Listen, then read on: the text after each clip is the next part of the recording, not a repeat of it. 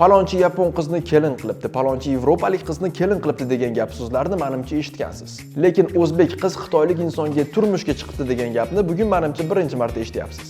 Tanishing, bu Nafisa, aynan shu qiz hozirgi kunda xitoylik inson bilan baxtli hayot kechirishyapti.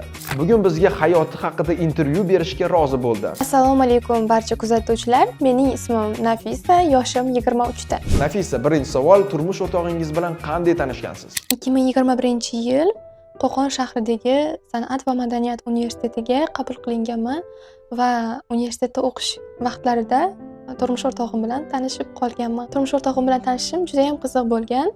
Universitetimiz ro'parasida restoran bo'lardi, Tilargo. Hozirgi nomi, o'sha vaqtda nomi boshqacha edi va biz u yoqqa o'rtoqlarimiz bilan birga ovqatlangani kirganmiz. Ular ham o'sha vaqtda ovqatlangani kirgan bo'lganlar o'zlarini tarjimonlari o'rtoqlari bilan birga. Oxirida ketayotganimizda telefon nomerimni so'rashgan. Tabiiyki men bermaganman va ular o'ylashganki, men har doim o'sha restoranga ovqatlangani boraman. Bu xato, chunki men o'sha vaqtda oddiy talaba bo'lganman. Va meni ro'pa-rosa 10 kun o'sha restoranning eshigini oldida kutishgan, чтобы men borib qolaman deb. Lekin oxiri hafsalasi pir bo'lib ketib turgan vaqtlarida o'zimning yaqin o'rtog'im Madina o'sha vaqtda yo'ldan ko'rib qolgan bir-birini. Keyin o'rtog'ingni topib bergin, bu undan so'rashgan. Keyin o'rtog'im ham osonlikcha bermagan. Taqdirni qarang, odam nimadir qattiq xohlasa, aniq erishar ekan. Agar sizni ishingizda, hayotingizda nimadir o'xshamayotgan bo'lsa, demak siz yetarlicha harakat qilmayapsiz. Mana bu xitoylik akaga o'xshaydi. Va taqdirga tan berib endi ketaman bo'ldi degan vaqtlarida o'zimning yaqin kursdoshim o'rtog'imni yo'lda ko'rib qolganlar. Va ulardan nomerlarini olganlar. Ular o'sha vaqtda biz ovqatlanganda 3 ta qiz bo'lganmiz. Va o'rtog'im men emas, 3-o'rtog'imizni izlayapti deb o'ylab, uni yoniga uchrashtirishga olib borgan. Lekin uzoq yo'l yurib borib boshqa qiz bo'lib chiqqan. Keyin meni ligimni bilishgan. Keyin ular meni izlayotganini o'rtog'im bilgan va men bilan tanishishlari ham ancha oson kechmagan. Men chunki rozi bo'lmaganman. Oxirida uchrashib ko'raman, mayli deb taqdirga tan berib, o'rtog'im bilan birga uchrashuvga chiqqanimizda ular umuman boshqacha insonliklarini bilganman. Boshida biz shunchaki o'rtoq, do'st, tanish bo'lamiz deb o'ylaganman. Lekin ko'p o'tmay oyim bu tanishuvdan xabar topib qoldilar va men yashirib o'tirmasdan oyimga hammasini aytib berdim. Do'stlar, sizlarga ajoyib bir taklifim bor. Xitoyda tekinga o'qishni xohlaysizmi? Unda diqqat bilan tinglang. Xitoyda to'liq grant asosida o'qish mumkin. Bu grant o'qish, turar joy va hatto sug'urta xarajatlarini qoplaydi. Eng qiziq tomoni, Xitoy tilini bilish shart emas, chunki birinchi yil sizga Xitoy tilini o'rgatishadi. Xitoyda o'qib, xalqaro diplomga ega bo'lasiz. U ko'plab mamlakatlarda tan olinadi. Bundan tashqari ovqat, turar joy va transport xarajatlari juda arzon. Study Bridge ga murojaat qiling. Agar bu taklif sizga qiziq bo'lsa, kommentariyda plus belgisini yozing. Va bundan keyin o'zidan-o'zi hamma narsa jiddiylashib ketdi. Ular sovchilikka boraman deyishdi. Bu orada men ham yaxshi ko'rib qolganimni sezmasdan baxtim uchun, shu inson uchun kurashganman. Ya'ni kim ota-onamni rozi qilish uchun. Va xullas o'sha vaqtida yangi yildagi ta'tilga to'g'ri kelgan. Ta'tilda biz viloyatimizga qaytib ketganmiz va ular ham biz bilan borishgan. Biz endi to'y qilamiz deganda bizga Alloh tomonidan chiroyli sinov keldi. Ya'ni ularning ishlarida katta krizis bo'ldi. Shu tufayli biz o'sha vaqtda turmush qura olmadik. Men o'sha vaqtda Xitoy tilini anchagina yaxshi o'rganib qo'ygan edim va men sразу o'qituvchilikni boshladim. Ular ham sekin-sekin ishlarini yaxshilab, yaxshi tomonga o'zgartirishga harakat qildilar. Va oradan ancha vaqt o'tib o'qituvchilikdan tarjimonlikka o'tdim. Tarjimonlikdan o'zim kichik bizneslar qildim va sekin-sekin biz o'zimizni sharoitimizni, o'zimizni vaziyatimizni yaxshilab tiklab, o'nglab oldik. Albatta birgalikda. Hayot qiziqda odam ertangi kuni qanday bo'lishini umuman bilmaydi. Nafisa, siz chet ellik insonga turmushga chiqishingizni o'ylaganmidingiz?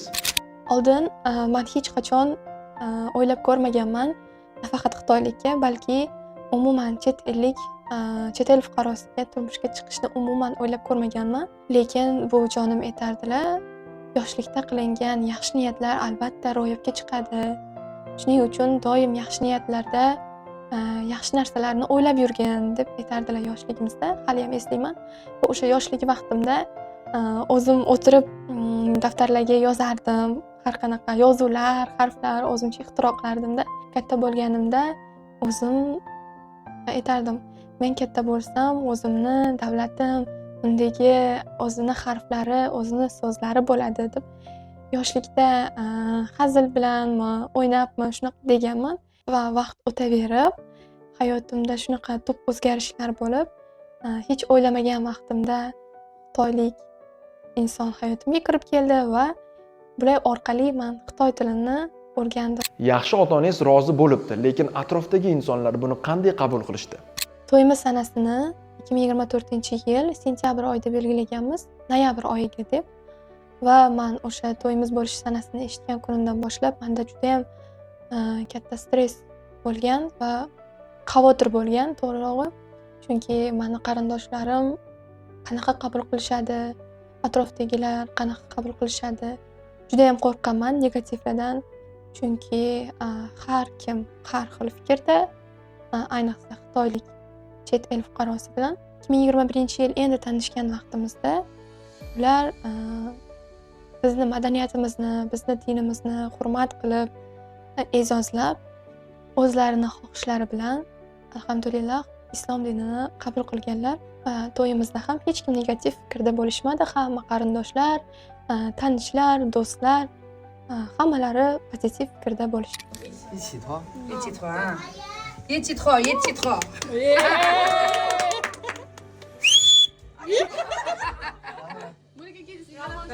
Hızlı, gel. Böyle.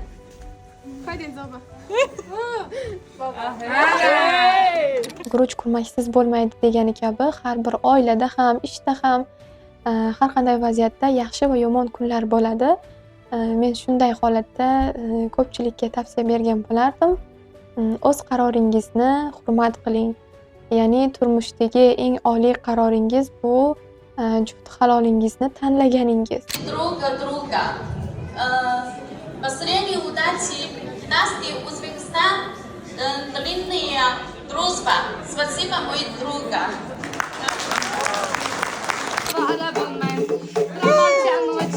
Şeker bağladım.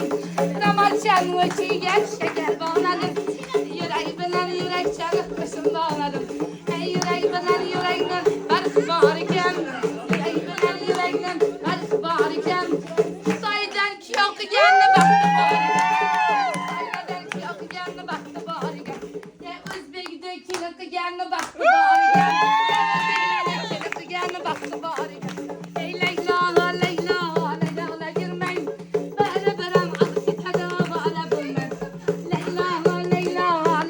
Firmen, beraberim alıp git ara bunlar. Gel ağzıdan, ağzıdan, gel ağzıdan, oğul sesini oynattırıp, kızı bana ağzıdan, oğullarını oynattırıp, kızı bana ağzıdan. Xitoyga bordingizmi va u mamlakat sizga yoqdimi? Xitoyga qilgan safarlarim mobaynida menga eng yoqqan tomoni bu Xitoyning texnologiyalashtirilganligi. Ya'ni aeroportga borasizmi, metroga tushasizmi,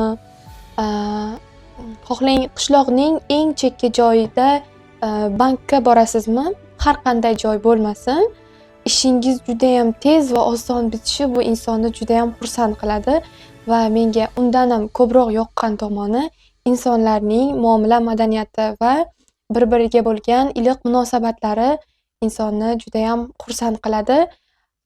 Hamma joyda yaxshi yomon insonlar albatta bor, 5 qo'l barobar emas, lekin men juda ham ko'proq yaxshi insonlarni uchratdim. O'zi turmush o'rtog'ingiz qanday inson? Turmush o'rtog'imning eng yaxshi va men juda ham qattiq hurmat qiladigan jihatlaridan biri bu oilamizdagi har qanday kichik va katta muammolarni albatta men bilan muhokama qilib, men bilan birgalikda qaror chiqarishlari. Xitoyda ham yashab ko'ribsiz. Shunda sizga qayerda yashash ko'proq yoqdi? Yaqinlarim har doim mendan so'rashadi, Xitoyda yashagan yaxshimi yoki O'zbekistondami? Ikkalasini ham o'ziga yarasha afzalliklari va qiyinchiliklari bor. Agar Xitoyda yashashni oladigan bo'lsak, Xitoyning go'zal shaharlari, go'zal joylari, texnologiyalashtirilgan shaharlari o'ziga jalb qilsa, yana ikkinchi masala bu yurt sog'inchi. Albatta, har qanday yurtda, har qanday holatda, har qanday sharoitda bo'lmang, baribir yurt sog'inchi odamni biroz qiynab qo'yadi. Nafisa, intervyu uchun katta rahmat. Turmush o'rtog'ingizga va sizga baxt tilayman. O'ylaymanki, keyingi intervyu farzandli bo'lganingizda bo'ladi. Va so'nggi savolim, kelajakdagi maqsadlaringiz qanday? Yaqin kelajakdagi o'zimning oliy maqsadlarimdan biri bu karyeramni Xitoyda davom ettirish, ya'ni magistraturani Xitoyda o'qish va o'zimizning o'zbek yoshlariga Xitoy tilini targ'ib qilish va o'rgatishni rejalashtirganman. O'g'ilchasini o'ylatirib, qizi balosiz. O'g'ilchasini o'ylatirib, qizi balosiz. O'g'illarini o'ylatirib, qizi balosiz. Do'stlar, video yoqqan bo'lsa, bizni qo'llab-quvvatlab obuna bo'ling va bu videoni do'stlaringiz bilan bo'lishing.